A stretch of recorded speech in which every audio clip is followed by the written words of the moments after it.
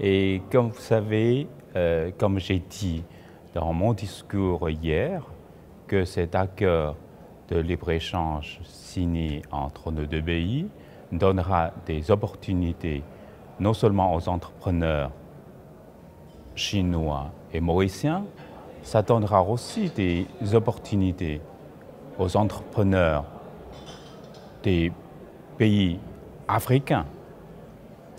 Pour la Chine et Maurice, et si je note des produits par exemple là, et on m'a dit que mon ami de IDP m'a dit qu'il y a déjà des conteneurs de rhum mauricien qui sont déjà arrivés en Chine, avant ce séminaire-là. Et vous voyez, là, on a déjà commencé à profiter de cet accord de libre-échange. Mais bien sûr, je crois qu'il y en aura de plus en plus de produits mauriciens qui seront trouvés au marché chinois. Et il y a quand même des produits très compétitifs, des produits mauriciens très compétitifs. Par exemple, le sucre spécial et le sucre noir, c'est beaucoup apprécié par les consommateurs chinois. Et aussi, par exemple, les fruits de mer, les produits textiles, et bien sûr la bière, le rhum et le thé aussi. Et parallèlement, bien sûr, les consommateurs mauriciens trouveront aussi des produits chinois bon marché et de haute qualité. Et ça, c'est pour le commerce des marchandises. Et aussi, par exemple, dans le domaine du service.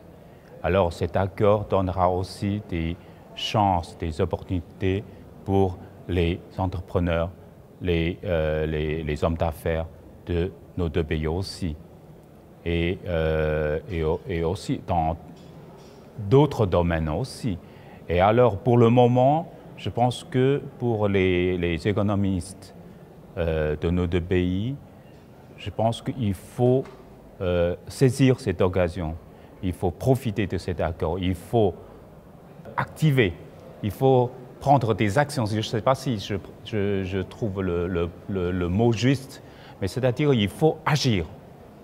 Il faut travailler pour qu'on puisse se profiter de cet accord. Maurice se trouve entre l'Asie et l'Afrique.